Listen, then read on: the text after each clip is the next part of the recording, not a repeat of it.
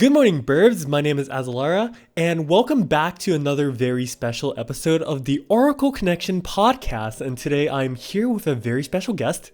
He is somebody that you might or might not know, but you definitely have heard his voice before, and this is Mr. Stefan Martello.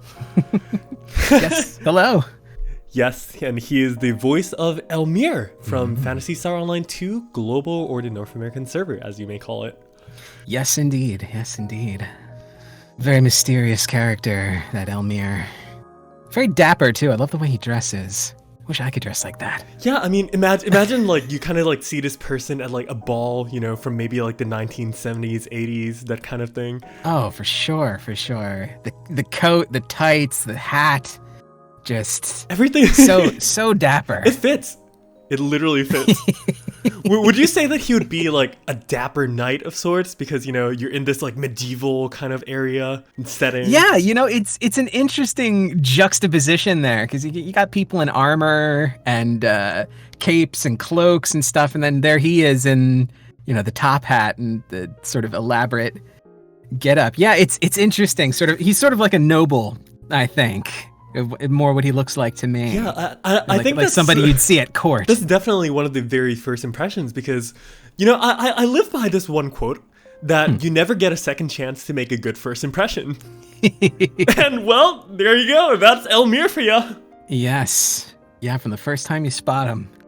Definitely. Anyways, though, before we even get into talking about who you are, how we got into all this thing, and like talking about everything, I just want to ask you, Stefan, like the very first thing is, how fun was it to voice Elmir? Oh my goodness. Yeah, I have such a soft spot for villain characters. Just because generally speaking, you get to let loose. You're sort of unrestrained. A lot of times the hero characters, they're, following a code or, they're gonna just have a certain restrictions on their character. But if you're a villain, if you're a bad guy, especially this kind of bad guy, you've got plans within plans and there's hysterical laughter and you die and come back to life several times and transform into God, and I had an absolute blast as this character, and every part, every story beat that we got to is just better than the last, and I feel I'm incredibly thankful to be able to take on the role of Elmir in the global release. Yeah, and I tell you, he laughs a lot. Oh yes, a lot. Yeah, so I got if I can already branch into a side story here regarding the character. So in the auditions, a lot of times when auditions happen for games like this, I'll just receive a big old packet that has all of the characters that are being currently cast, and so I put in for just like at least 10 characters that were going to be in episodes 1 through 5, I think it was at the time. And so, and I did like, I did a try at like Huey and Kasra and, which those are some voice files I don't think are ever going to get out, but I'm sure it's the same for everybody else who auditioned. But one thing that I like to leverage in my performances and my auditions is if I get the chance to laugh, I'm definitely going to laugh. And I remember the final line of Elmir's audition portion was, I believe it was when he says, "Don't you see? We're trying to spread the destruction." And there wasn't something along those lines. And so there wasn't any laughter indicated in the script, but I still just like let it loose. And, and so I feel like, I don't have a definitive answer from the directors, but I feel like that's what got me in there, because then it turns out that yes, Elmir does cackle. He does that evil laugh quite a lot. So how villainous of you. That's part and parcel to the being a voice actor, is finding, if I find a character like Elmir, like I really jived with him just from the start, reading a description of his character.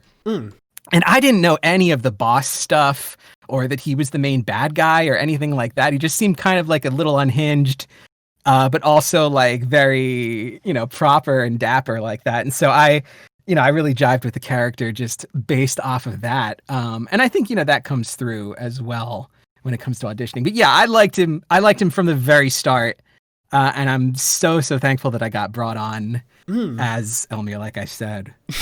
But yeah, the laugh, just anytime I get to belt it out is just, that's the best. Yeah. Although if we were talking about laughing and stuff, would another character that you would be eyeing would be something like Huey, as you mentioned? Because he does laugh a lot too. Yes. Is the dead with him it's that dumb laugh, where he's enjoying himself all the time punching stuff. So yeah, similar beat in that aspect. Anyways, though, before we go off too much of a tangent, I would love to give you the floor a little bit just to perhaps introduce yourself. Sure, yeah. Well, I grew up on the East Coast of the United States in Pennsylvania, rural Pennsylvania. And acting and even voice acting wasn't something I really considered very strongly as something that I could do. Because when you're in a small town in the middle of the woods, there aren't any actors there. They're all sort of out in the this ephemeral sort of like fantasy land of Hollywood, thousands of miles away. So I played games like Metal Gear Solid on the PS1, Final Fantasy X on the PS2, games that had voice acting. And at some point I understood like, oh, this is a thing that people do. Like they portray these characters. And that was, right at the birth of the internet. So I couldn't just like go be like, who is the voice actor for Tidus in FF10? And then, like find... James Arnold Taylor, he's got a whole YouTube channel. He's the voice actor for Tidus. So these days you could very easily find that info. But at the time, no, it was just sort of this interesting thing that was sort of like just a seed in my mind, I guess. But yeah, it would be a very long time before I would decide to try to be a professional voice actor. I was actually 27 years old when I made the trip to the West Coast. Clear cross country. Thankfully, I have family that lives out here that I was able to stay with for a time while I got my roots down.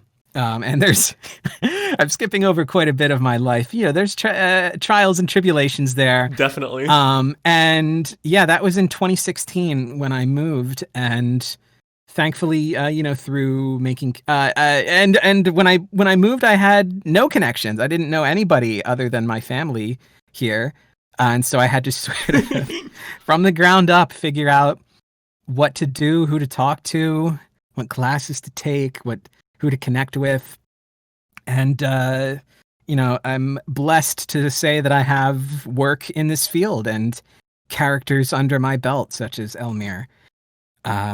And yeah, in there, of course, just a lot of video games. I love video games so much. And that's part of why I chose to get into voicing in video games, as my main career focus, just because I love all kinds of video games. MMOs are a big part of my life. Ever since I was a kid. I have an older brother. He's 5 years older than me, who introduced me to a lot of things that I ended up loving. And so Ultima Online and EverQuest, way back in the day. These are some ancient names. Oh, yes. And he and I played just about every MMO that ever came out, getting into then like Ragnarok Online. And it's funny though, because we never got into the original PSO. Because that was in terms of PC releases, it wasn't until Blueburst much later. Right. And we didn't have a Dreamcast, so I never really got into the Phantasy Star series for that reason. But regardless, a lot of MMOs, and I love third-person action games like the Devil May Cry series, Bayonetta, Nier Automata is one of my recent huge loves. I love that game. Yep. And so, all of this in mind, once I moved here to LA, I sort of went, okay, well, I know they're recording them somewhere out here. And, if you do a little bit of sleuthing, you can find it's generally in the credits, you can find where these things were recorded. And you might then find, okay, well, who's the person who's casting that game? And you can see who was in it, who casted it, who directed it. And so that became part of my strategy of just trying to find ways to weasel my way into these studios. So basically you're saying you actually suggest people to read the credits of video games and movies. Well, if you specifically have the goal of wanting to be in those types of things, that was the route that I took.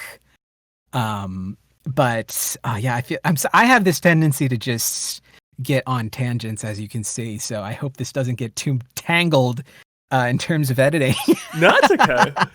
I think it's a very interesting story, regardless. Like, knowing where things come from, things like good. that. I'm not boring you then. That's good. That's really me in a nutshell of just growing up with video games, wanting to be in video games, but I didn't really take that seriously as something that I could do until later in my life. And now in my 30s, I'm pursuing this career, and things are on the up and up, thankfully. I wanted to say also that I do believe that, voice acting and everything is a really magical thing, right? Because for me as a kid, and I think this also applies to just about everyone out there as well, is the fact that, like, us when we were kids, we have heroes, we have these characters that we look up to, because everyone has to have this opportunity to, for sure, to like watch cartoons, read comic books, things like that, whether it be whatever medium that you want to, whether it be, the superheroes, like say the Supermans, or like even the cartoons, like the Looney Tunes, Bugs Bunny, all that stuff.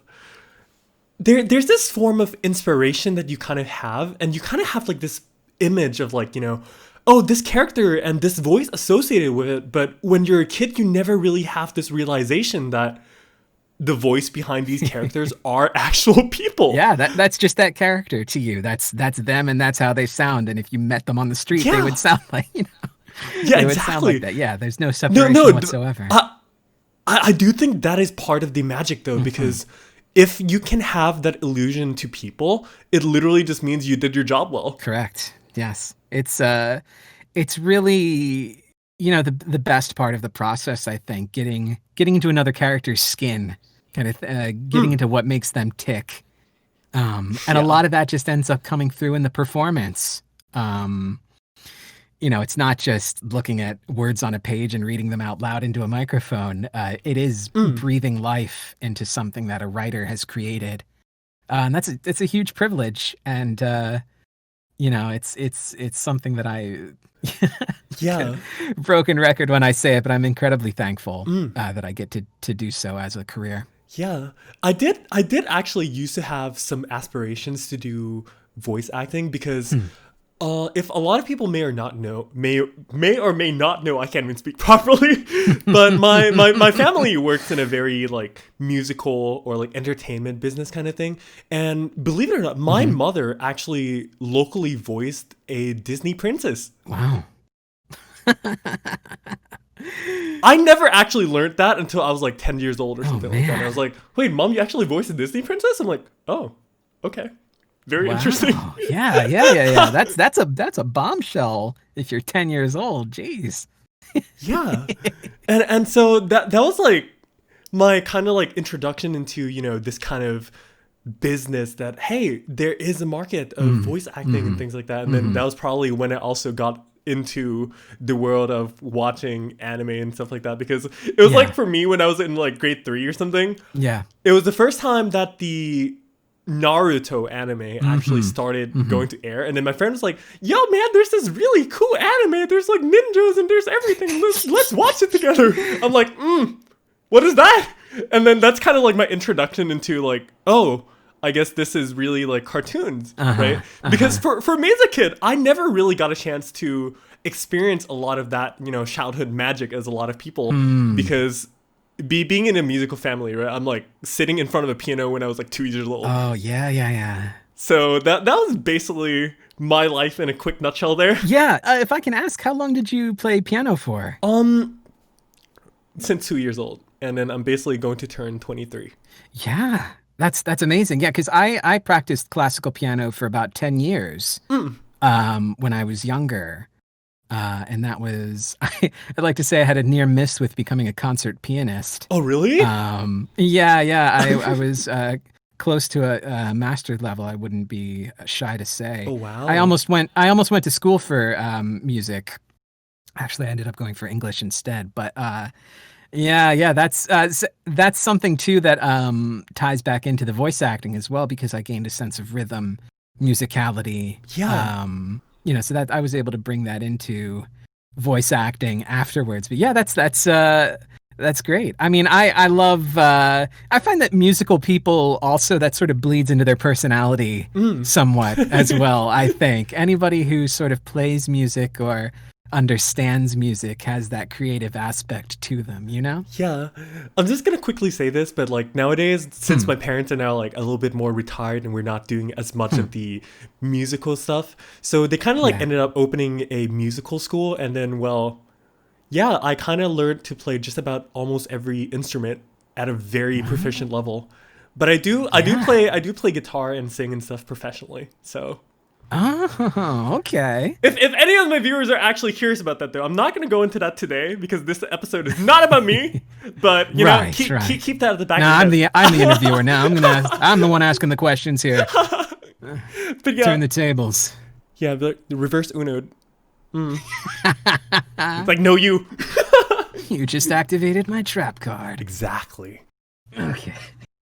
But yeah, going back into the main storyline here, quote unquote storyline here. Since you talked about like auditions and everything like that, right? How exactly did you even like stumble upon this? Like, did you literally like scour some, credits of like some video games and be like, let's find this person? It's not something I'm at liberty to talk about freely, but in a general sense, I did have connections with the individual who was casting for the game. And I was able to request that audition packet that I told you about. Right. Because they sort of did it in waves. I think they started with the prominent, like the Council of Six characters who were going to be all throughout. The navigator characters. Yeah.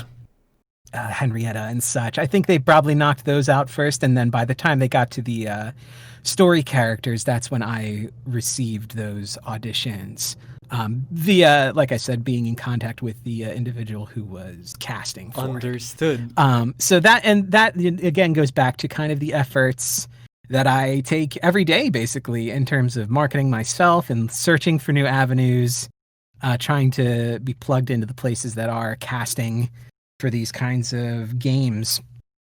So yeah, it wasn't just random happenstance or anything like that. It was the result of my own efforts there. And when you got, to see the characters and see the roles and stuff like that, like how was it presented to you? Like, did you literally just get like a picture of the character, like a portrait picture, and then be like, hey man, it's this character and some lines, Yeah, it's virtually exactly that.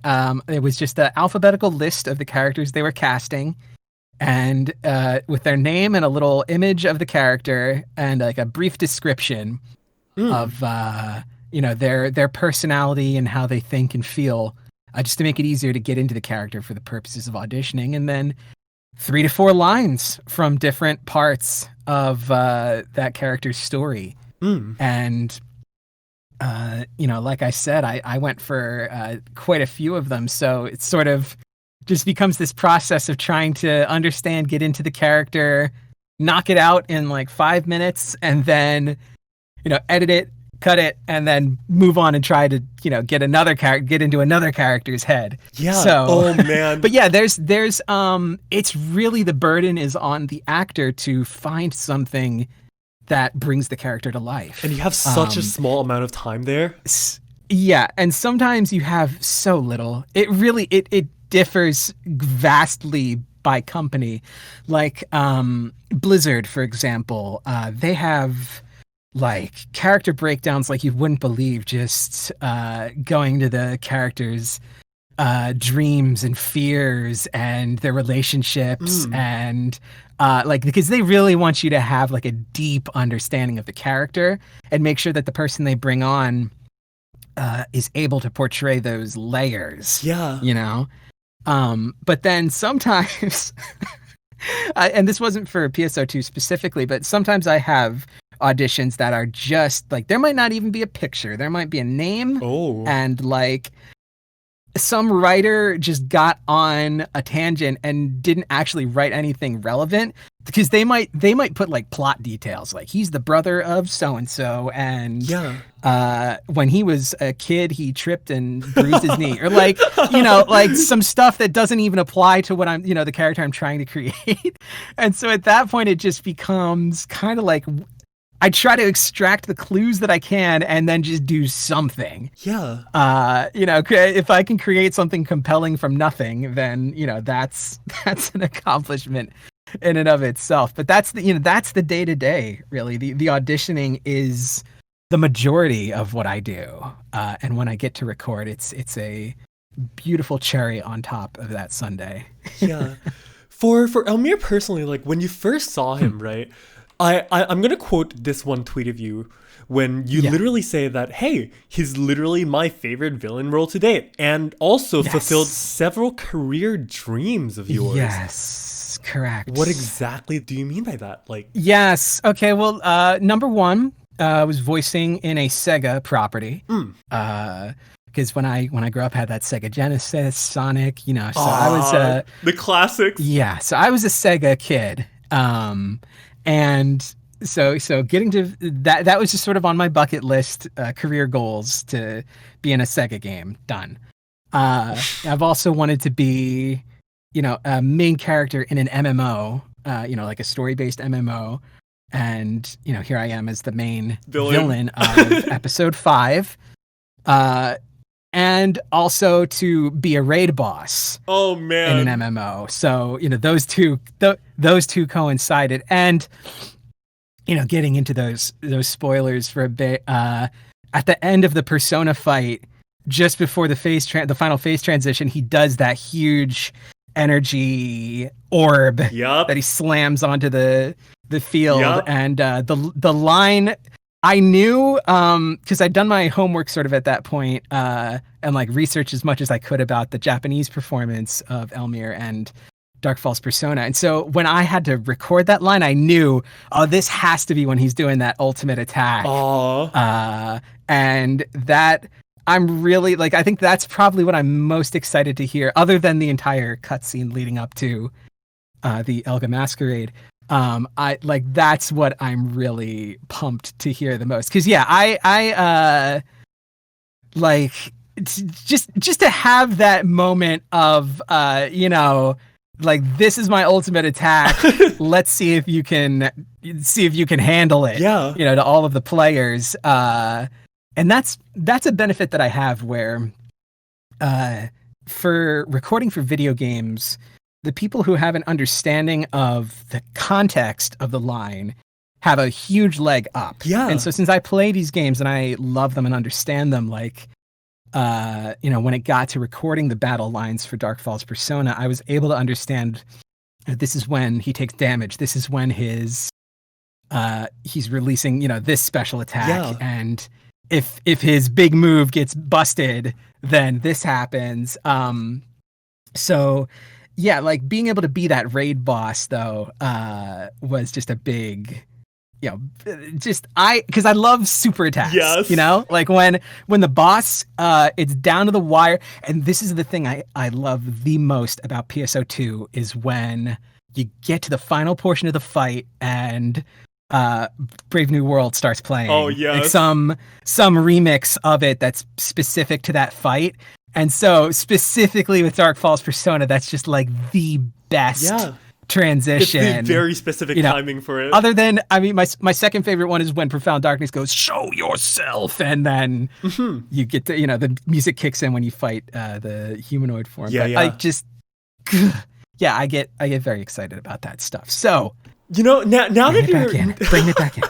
now that you're talking about all this stuff, like I actually kind of like link back to there's this one interview or radio podcast, right, done by a Japanese voice actor named Takehito Koyasu, which is very famous for his voice lines for Dio Brando and a lot of that, power hungry kind of like characters. And he for himself has a very unique, voice and tone and character to himself. Yes.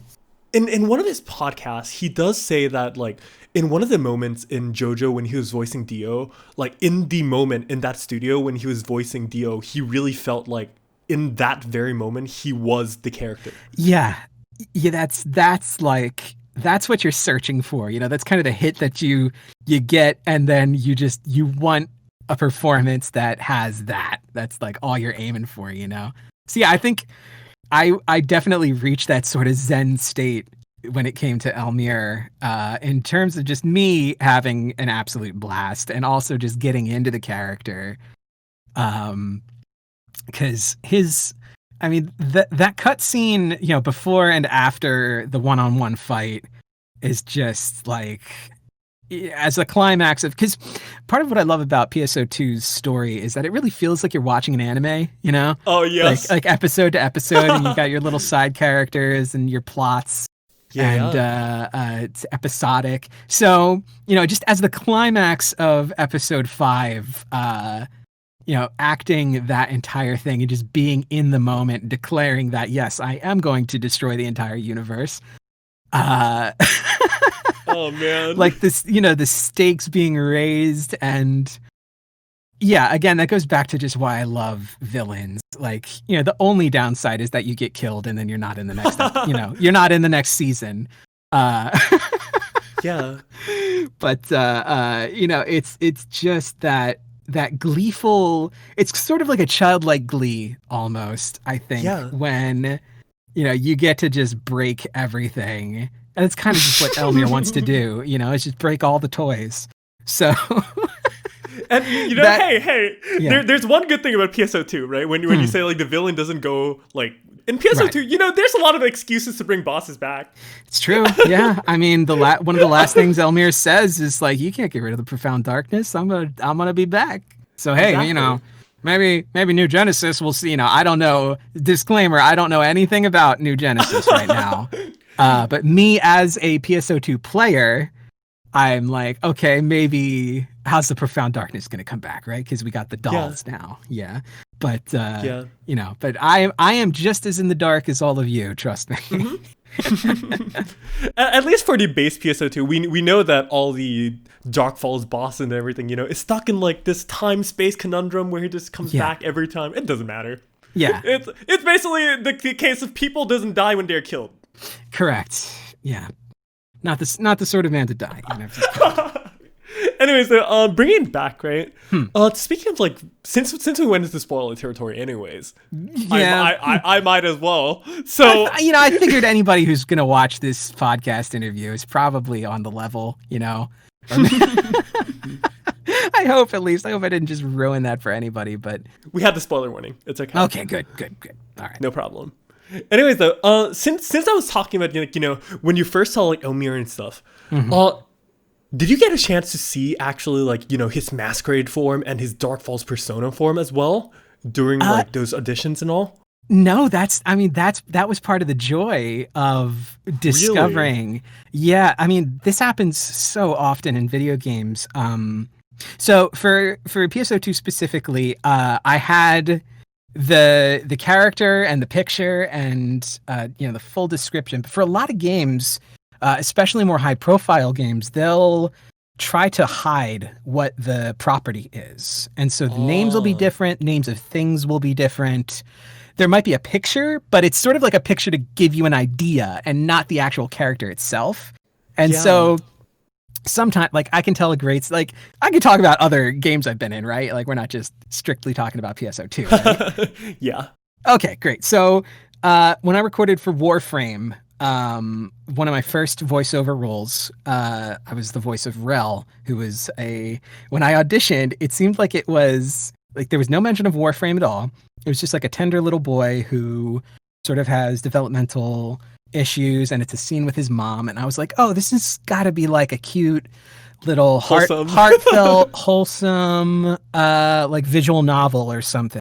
I had no earthly idea when I auditioned, but then I book it, I get the email, I'm in the session, and I'm connected through a teleconference to the directors, and they're like, yeah, so you're the ghost of this little boy who's been haunting this ship for hundreds of years, and there's like space demons, and I was like, whoa, hold on.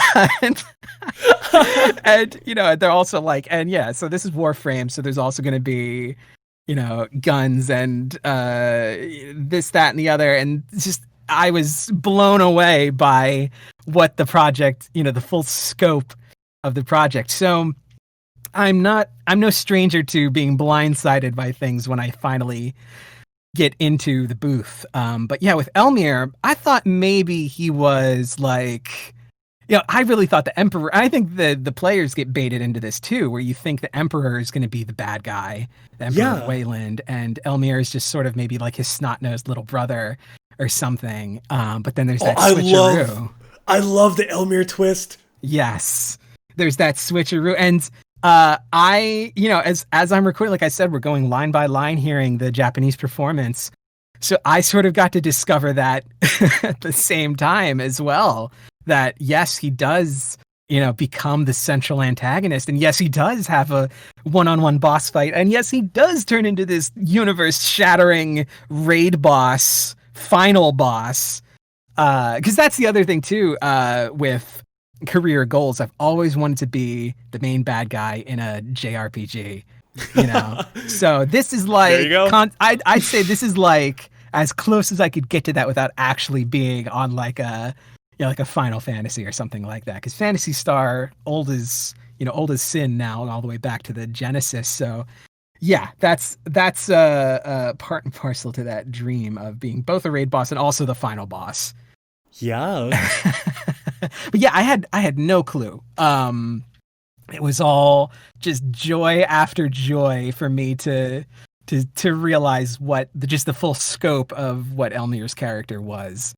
No, see, here's the interesting thing, right? Because what I was going to ask was because how Falz Persona functions and everything like that, with his forms and everything, I would imagine that you might be, trying to have a little bit of like different quirks in your voices when he does like the different masks and everything, because you're kind of representing, the different other Dark Fallses and the other personalities and even the nations and everything in the story, right? Yeah. I was going to ask you if you felt that way, that you had to like, change up. It's interesting because some of that nuance doesn't come across just from reading the script. And so that's the job of the director, to sort of inform, okay, so now we're in this part of the story and this just happened and this is what's going on. And then, you just sort of hit record and go. So with the Falz Persona battle lines, some of that was explained to me, that he's sort of the collection of all of the Dark Falls power. And, like I said, that was a year ago now. So I think that must have been an element of the recording. But a lot of it is just like, talking about just becoming the character. Once that's locked in and I'm like in that right headspace and we're just going line by line, I'm not thinking so much of the nitty gritty of how this applies to that. And, now I'm portraying sort of the qualities of that character too. It's just like, in the moment, in character, and recording line after line. So I'm excited to hear how it comes out, and everybody's going to be hearing a lot of Persona as they kill him over and over. So I just hope it's good, based on what I've heard so far and from all of the other performances of my friends and peers, I'm certain it's going to be a knockout. For sure. I would imagine like, having that much information also flowing into you and stuff like that, that would be a really big, difficulty that you have to overcome. Yeah, it's, that, and now we can get into sort of acting and the process of it. Yeah. The If you go into the booth with all of this stuff in your head of trying to remember things about the character, what you've been told, maybe it's like session 2 and you don't remember specifically all the little things that you have to remember. If you go into the booth trying to juggle all of that, it might come out stiff or For sure. stilted. So really just what has to happen, I can go back to one of my acting coaches, who I love dearly, Julie Madalena, who voiced Aurora, I believe, in PSO2, was an acting coach of mine. And wow. one of the first big things that I learned from her, bless her heart, we had a moment where we had a character, and she said, okay, write down as much as you know about this character. And so I had a big old sheet of paper that I wrote down everything that I knew about that character's dreams and hopes and, all that stuff that might be on an audition side. Yep. And, and I really, it was exhaustive. Like I'd really tried to get into this guy as much as I could. And so then I stood up with that in my hand. She's like, you know what you do next? I said, no, what? And she takes it out of my hand and drops it on the floor. Oh. Oh. She's like, don't think about any of that. Just go. And so then, we went in and we recorded, and it sounded like better than it had at any point before then. So all of that to say that it becomes sort of like an elemental process where you organically sort of get into the character. And if somebody's a good actor who can do that and just get out of their own head, that's the main issue really, is just being, sort of stuck in the booth. In a soundproof space. It's easy to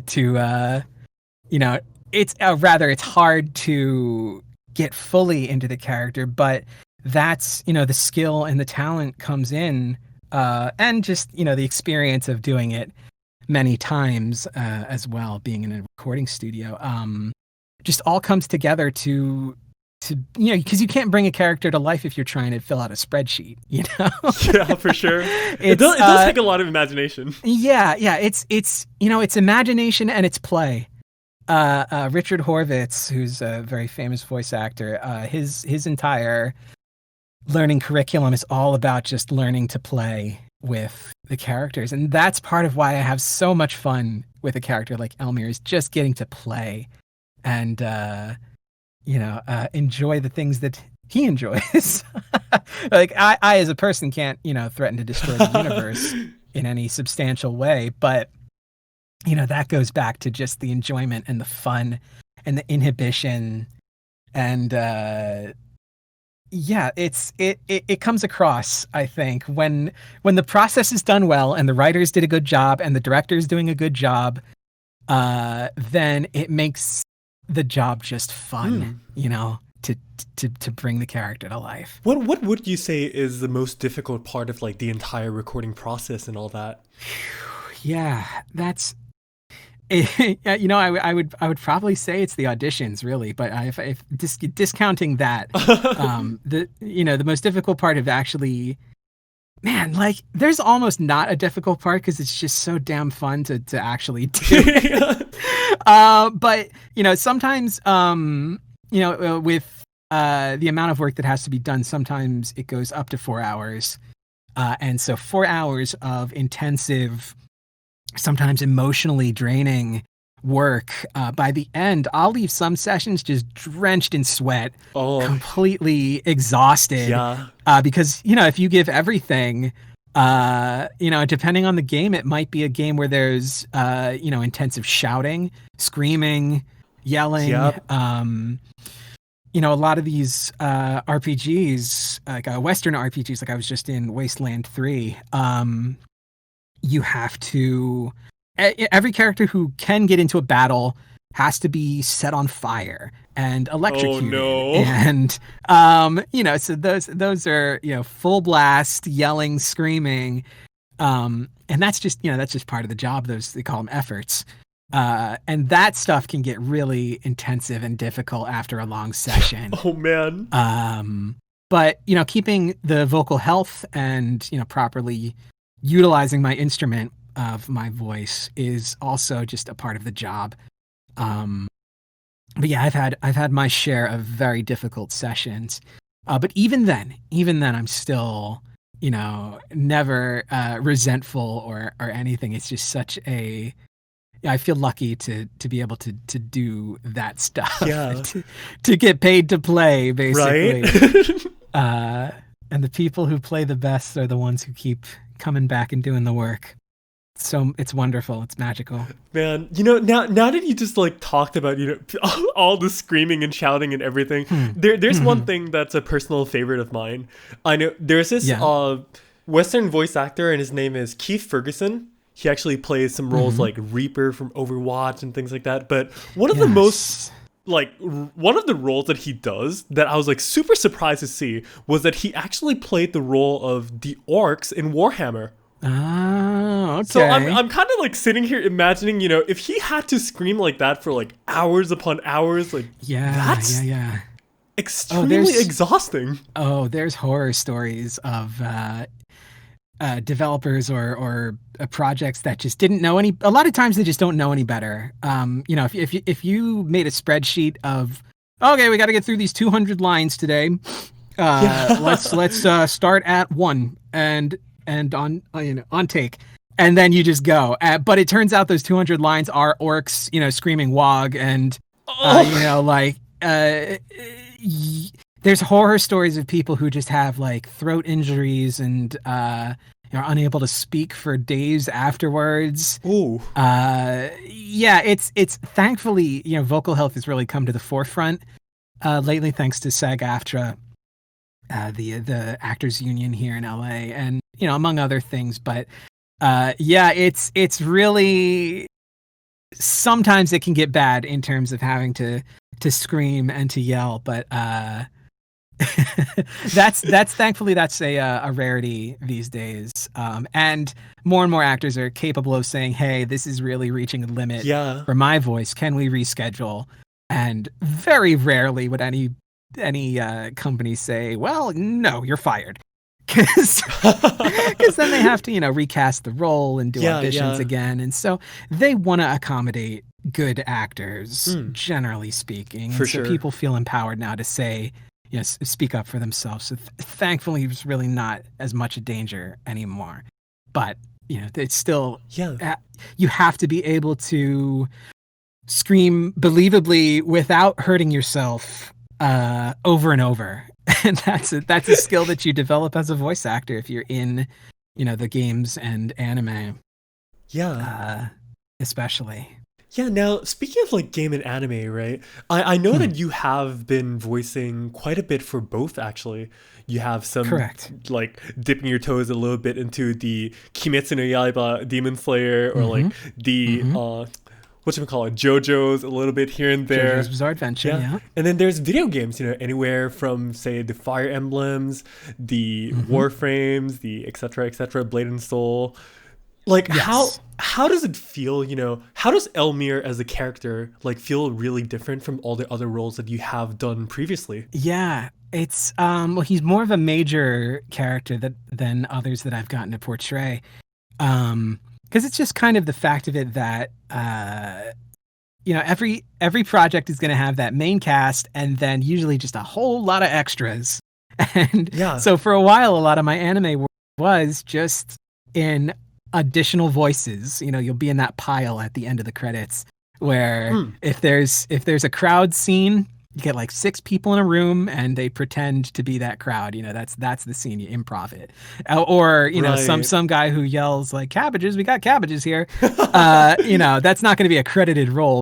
So he's an extra in that anime episode. And so that's a lot of the stuff that I was doing to start, and sort of you work your way up. And there's some people who just have meteoric rises where they come out of nowhere and then they're voicing main characters and such, and more power to them. But for a lot of us, it's a gradual process where directors and studios will want to work with the people they know, and the people that they know can get the job done. And that's a lot of times that might be the people that you see are in a lot of these projects regularly and over and over.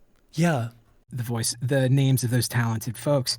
And so to break in there is extremely difficult, but you sort of gain the trust of those studios and those directors by coming in for work on smaller characters and showing that you can do the work. Yeah. And so with regards to Elmir, it was, like I said, I shot out that blast of, several different characters. And, Elmir just happened to be, I was in the right voice print, in terms of sort of matching Morikubo-san's performance. And just what I presented in my audition fit the character the best, I guess. But yeah, it's that, being a major villain is something that, because I've done, the small time villains like, Cheap Trick in JoJo's Bizarre Adventure, also amazingly fun. But he had an episode to himself, but he was sort of one of the villains of the week, I guess. Which I love that, wouldn't ever downplay that. For sure. But, yeah, just to be this character of Elmir and keep coming back and be in every part of the plot after a point, and then be the big final boss. That goes back to those career goals that this all fulfilled. So it's a big deal for me, and yeah, I'll definitely be posting about it more and such, of just my sheer joy and excitement. Yeah. It's very important to me. As we keep seeing the reveal of the character more and more as the story progresses in global. Yes. Yeah, I just last night, I was very busy yesterday, but I took an hour to do chapter 4, where he finally, for the first time, I guess, because he gets killed a lot, but the first time where Margareta uses her magic inside the castle to kill him, but then it turns out that he wanted to be killed so that he could possess her. And yeah, it's reached that point now, I think, where the players will start to see that, oh, well, Elmir is not just some guy who's a little evil. Yeah. Like, anybody who's really perceptive, I think, would understand what his deal is once he starts doing that stuff, just coming back, forming out of the photons and all that. And then finally, when we go to the fourth nation with the twins and Gemini and stuff, that is when everything goes to hell. Oh, I'm so excited. Yeah, because I tried to keep myself as fresh as I could. Because I watched an episode of the cutscenes for Elga Masquerade and such, but I actually haven't seen all of the every single story section and such. And like I said, there was it was like recording sessions a year ago, so I don't remember beat for beat everything that I recorded. So I also get to sort of re-experience the stuff that I laid down too, and now it's in the game, like I said, with the music and the animations and such too. So do you have like that moment sometimes where, because it was such a long time ago, right, where you like look at the scene and like, I don't remember doing that? Yeah, that is more often than not, I'd say, that happens. So I sort of get just like a fresh excitement every time I hear, and when the episode 5 story first hit, I jumped right in. I had my recording, tools open, and I just waited for when Elmir would pop up, and then I recorded those scenes, and then I shot one to my YouTube, and so I could show it around to my friends. And yeah. So my my friend Deneen Melody, who voiced Ulk, her and I were both just like beyond ecstatic to be in this game, and so like I was sending it to her and being like, "Oh, listen to this now!" Oh my god! So yeah, just a sheer joy, really. Like at every step. Like, I mean, even right when we get done here, I'm probably gonna hop on PSO2 and do more of the story quests and freaking grind out the Enchanted Forest, try to get a Rykros staff. Oh. Are you a summoner? Yeah, because I'm a summoner main. Yeah. Oh, summoners rise up. Yes. Because I've been doing the Deus Esca and the damn Yamato. I'm gonna be happy when Yamato is not on the rotation anymore, because I was like, oh, I guess I got to do this in case it drops a 14 star, but just Okay, let me ask you, if we can divert, let me ask you, have you ever gotten all of the rockets in the 4-person Yamato when he does the desperation attack? 100% for sure. Yeah, because, oh my god, every single group I'm in, we can't get all of the rockets in time. Like, not once. Oh, it's so difficult. It does require quite a bit of coordination, and it's of course a lot easier to do it with your friends and stuff like that. Oh no, but for sure. Here's a little tip, right? Okay. There's one fun thing about the Yamato rematch is that, believe it or not, if you literally just ignore all the missiles and just do a skip with your invincibility frames and stuff, it's actually faster than doing all of it. Oh man. So you get baited into trying to do the mechanics, but you don't even have to. It's actually a strategy me and my friends use to get like first clear on the server and whatnot. So, because everyone's like doing it and I'm like, nah, I'm skipping. I shouldn't be surprised, and yet I am. It's okay. But yeah, we're in a little bit of like the forefront of the since I've been playing this for basically 8 years.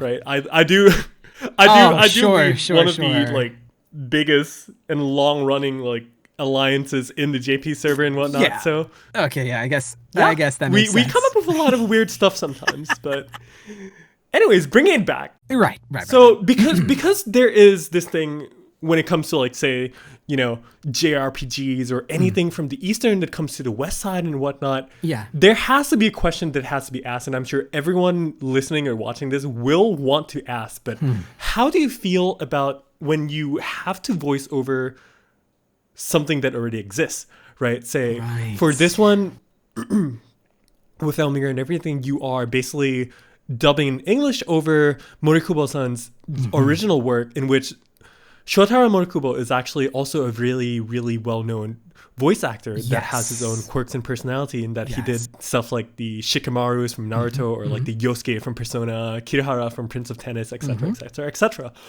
Like, do you feel really, really pressured sometimes that like, hey, I kind of have to like, match up to this guy's amazing performance, or like, how do you feel about it? Oh, certainly.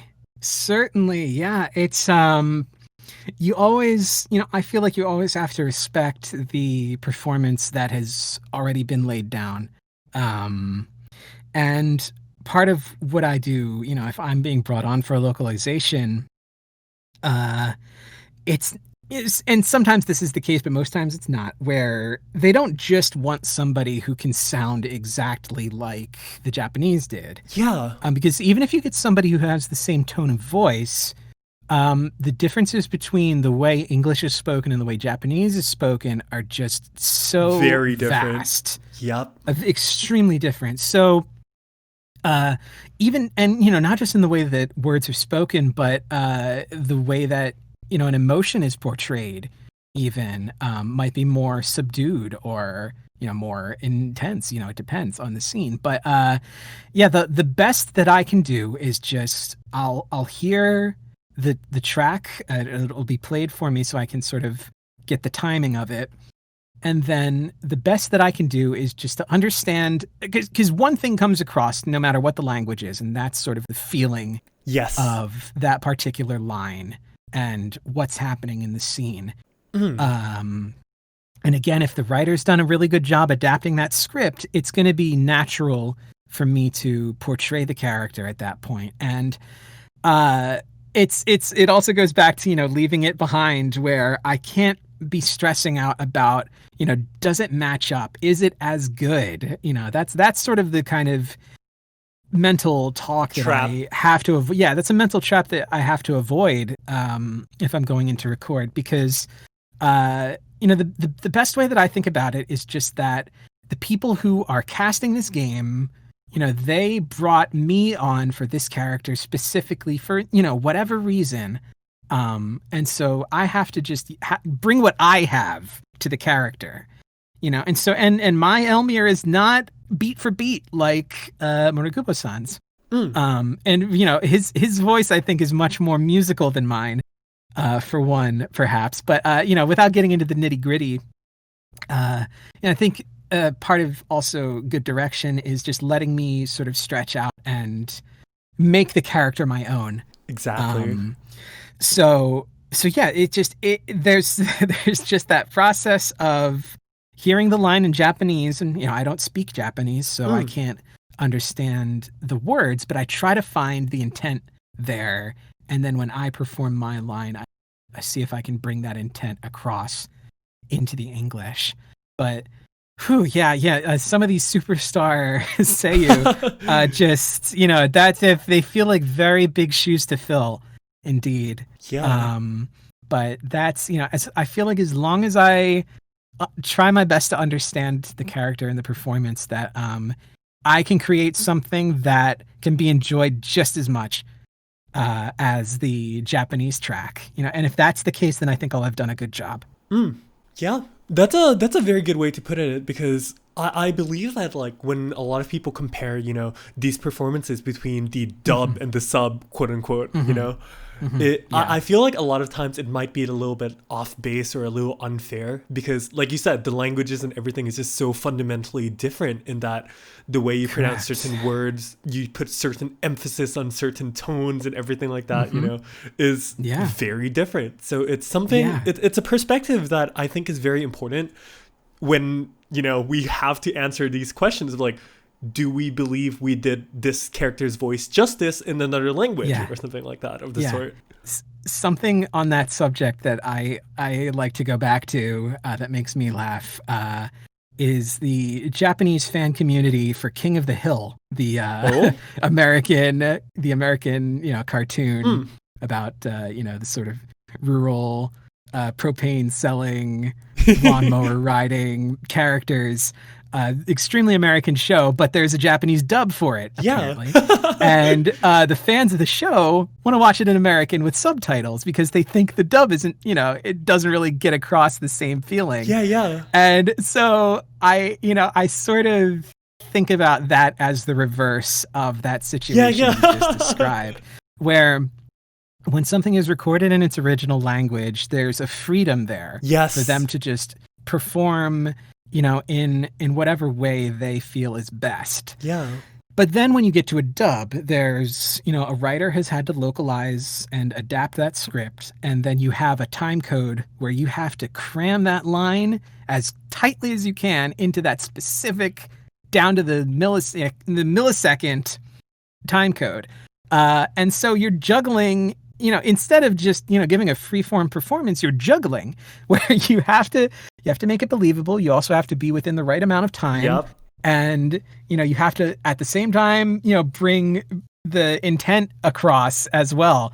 So, I think people do end up looking at it just with a layman's sort of understanding. And I think anybody who is, because if you can believe this, I used to be staunchly sub against dub, like way back. That's my dark past. My dark past before I really and that was long before I decided to get into this line of work. But what helped me understand was what I just described, where when you enjoy a dub of a foreign product, I think it's important to try to look at it as its own work. And it might be fun to look at a comparison video, but if the localization team has done a good job, you should be able to enjoy it just as its own thing. Yeah, in their own ways. In its own way, yeah. I always point to NIS America and the Disgaea games as the ultimate example of something that is enjoyable for completely different reasons if you listen to it in Japanese and then in English. Because the English dubs and the localizations of the Disgaea games are just so funny and quirky, and the characters are brought to life in a hilarious way. And it's and then you can listen to the Japanese track, which is equally funny, but it's funny in a Japanese way. Yeah. Regards to the performances. So that's the ultimate, I think, where my hope, I guess, would be that with PSO2 specifically, like I said, maybe people who are playing it through in Japanese, to hear the performances of those legendary, the legendary cast that's brought together for the game. To also, give the English version a shot, maybe, because in PSO2 you can go back and listen to story Yep, you sequences can. again. And I would say the English dub in episode 4 is just stellar. Laura Stahl as Hitsugi does a fantastic job with that character. And the rest of everybody as well, the whole Mother Core and such as well. That's actually especially interesting to me because some characters came somehow across completely differently. Haggith especially. Yep. Yeah, it in terms of the difference between English and Japanese. It's quite jarring, yeah. No, yeah, but it's I'm sorry. Yeah. You know what I'm saying. Yeah. Where it's a different flavor, but I think I appreciate them both. Like, I just want to punch him in the face when he goes, "Welcome to my stronghold." Yeah. Like there are a lot of meme lines. There are definitely a lot of meme lines. The one that really like stood out to me literally was like one of the lines in the Yamato fight where you're like, "You think you can survive this barrage?" Like, yeah. Can you survive this barrage? What I love about the refight too is that he's like doing moves so fast that he cuts himself off. Oh God. That's hysterical. It'd be like that sometimes. But yeah, just going back to all of that, I think what's been done with the localization is excellent, and not just because I'm in it either. It's one of those projects where it was a long time coming, and they could have just released it without dual audio, but the fact that they brought on all like a massive cast of characters across all of these episodes, and everybody's dubbed, and the whole thing was a big production. I'm thankful to Sega that they took the effort to do that. Yeah. Well, I guess that's a really good wrapping point, actually, now that I think about it. Right. Yeah. I think that sums up everything just about really well. Mm-hmm. So coming up to like this final parts of the things now, right? I wanted to ask you for a little bit of a fun thing, but if there's one line from whether it be Elmir, Persona, or Masquerade, right? Which one was the one that stuck out to you the most, and why? Oh man. Okay. I'm not going to get the line exactly right, but right before Elga Masquerade, the spirit of Harriet is like up in the sky and is like, you can promise that I'll save you, Harriet, and she says you'll really do that for me, and then Elmir reaches out and is like, you sad excuse for a dark falls, and then he like lifts his hand and says, "This world." And then the music hits during that pause. This universe will be destroyed. That like, I love that line just recording it, but I'm like immensely excited for that, because then that leads straight into the fight right after that line. And he pulls the sword out as well. Just that's like, talking about a final boss and like a climax to the encounter. The music adds so much to a scene, right? And going back to Brave New World playing at the end of every boss fight, just so much is added thanks to the music cues in a game like PSO2. So yeah, that's by far the line. It's and if I had to pick a number 2, it would be the line when he creates his final attack before the final phase, where he says, "Witness the miracle that destroys worlds." That's actually really interesting, right? Because that's a juxtaposition right there. A miracle, right? But then it's like a miracle to destroy. Like, what? Yeah. Oh, just that's the profound darkness. Just hey, what if there wasn't anything? Just destroy it all. Yeah. It's kind of funny to me though, because my favorite line of Elmir is this one where he literally says, "Time to make you disappear, sheath." Yes. He has a lot of great call outs during that one-on-one fight. Yeah. I love when he does the time stop. Oh yes. Because of course in the Japanese he says "muda da yo," Muda. but that's again, I mean, hell, we talked about Kiyasu earlier. Oh yes. But I do believe that was translated as useless. Yes. Or something along, that's also just like, I think they mentioned like, okay, so he stopped time and he's making his follow-up attack. Yep. And mentally I'm just screaming like, oh, that's so cool.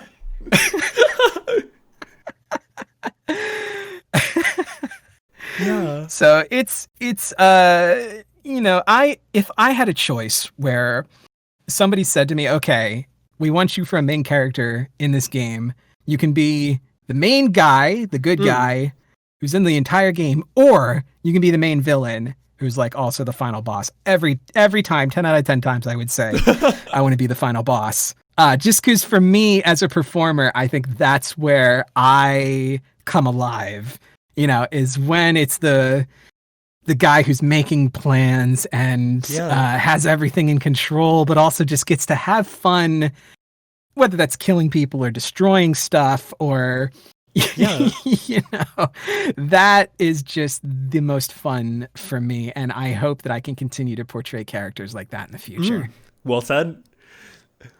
But yeah, if you don't mind though, do you mind actually reciting the "time to make you disappear" sheath line for me? A very certain friend of mine is very PTSD induced by, the Masquerade fights, and I know he loves that line a lot, so... Oh boy, let's give it a go. Time to make you disappear. Sheath. That is like one of the things that's like a little bit lost in translation too, right? Because I'm like, how did senpai get translated to sheath? I don't know. It's senpai. Yeah, he says senpai a lot, doesn't he? I think that got replaced with guardian most of the time. Really? I think I want to say, because I don't have the encyclopedic knowledge of the script and everything, and I haven't heard because I think all of the files are like in the game, and people have started to rip them from further on than where things are at right now. Yep. So I haven't heard everything from Elga Masquerade, but there's that difficulty with senpai or ending something in san or kun. Yeah, honorifics, etc. Exactly. Yeah, exactly how that gets brought into the English. So Sheath is a funny one though. Sheath is a really funny one. I like it. I don't, I have absolutely no memory of that. So to hear it in game, maybe it'll just be a funny aside. Yeah.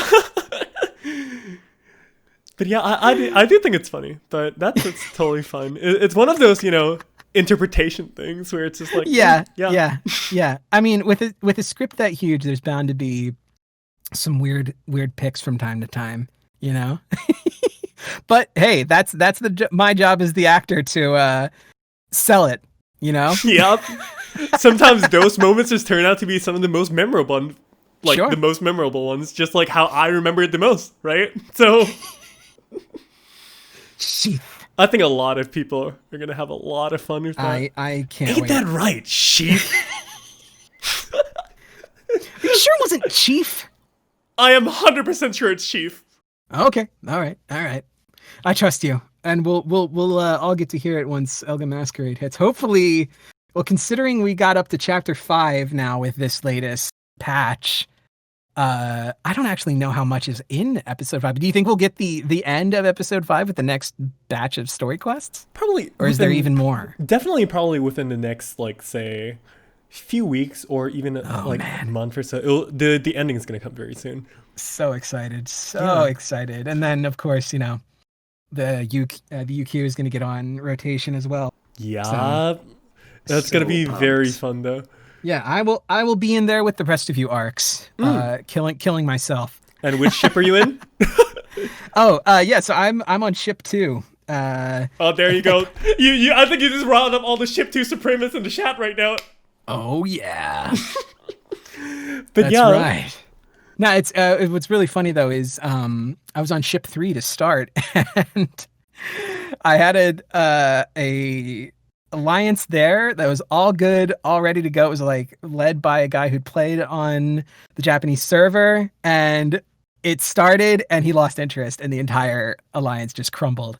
And oh, so, what happens from time to time, nothing against my friend. yeah, But so then I was like, okay, well, what do I do now? And I had another friend who was on ship 2, and so I like begrudgingly paid the server transfer yeah. fee in AC and made the hop over, and so I've been on 2 ever since. It'd be like that sometimes. Yes.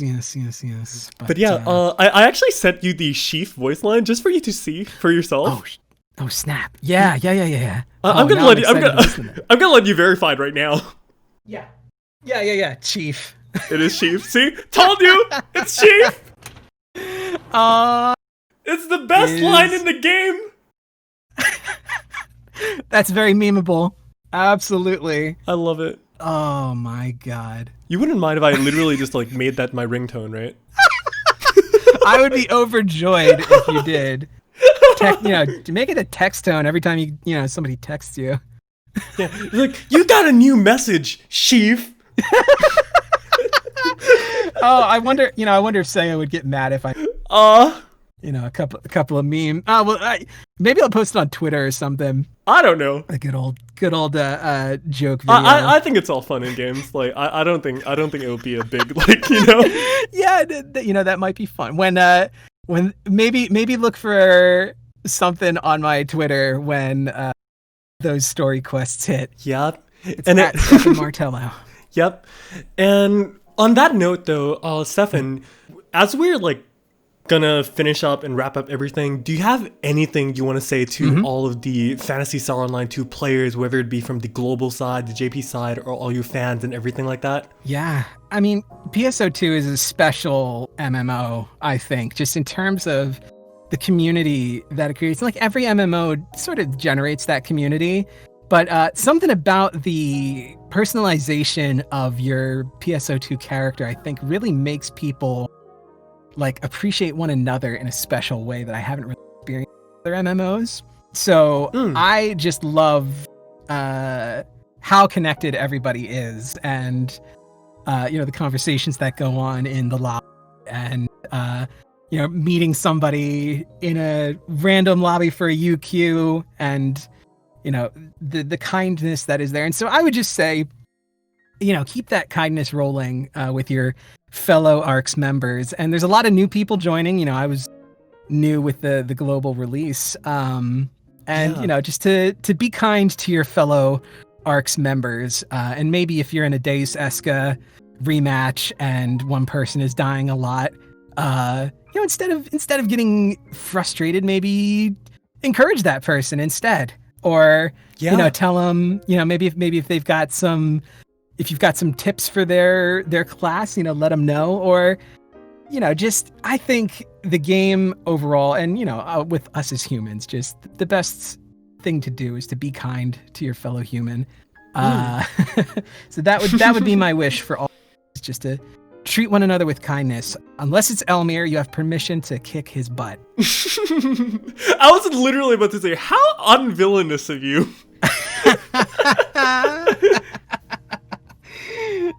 Yeah, he's full permission. Like he deserves it.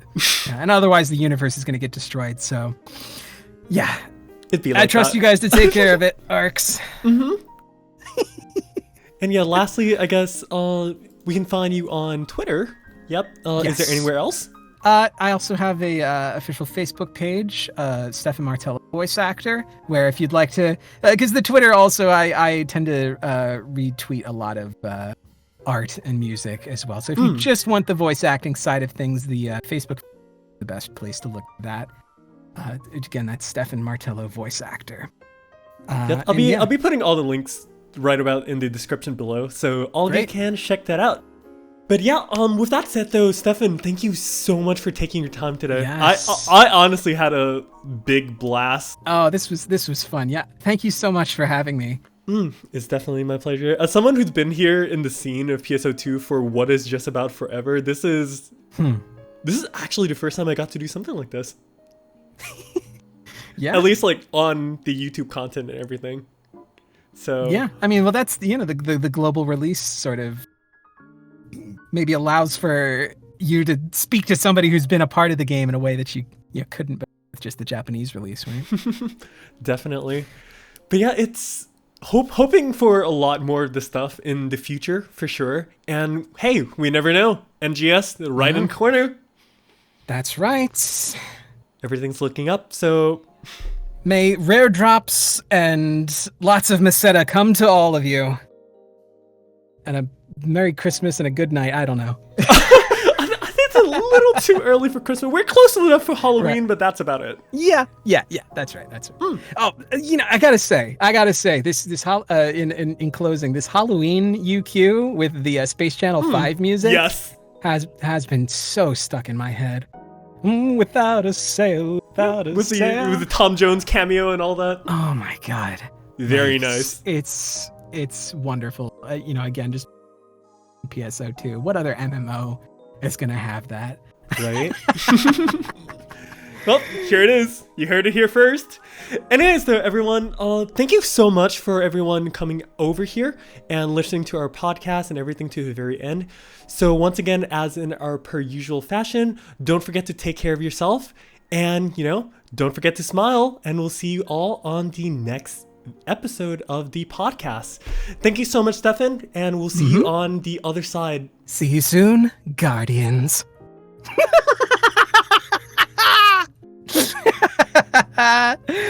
What a send-off.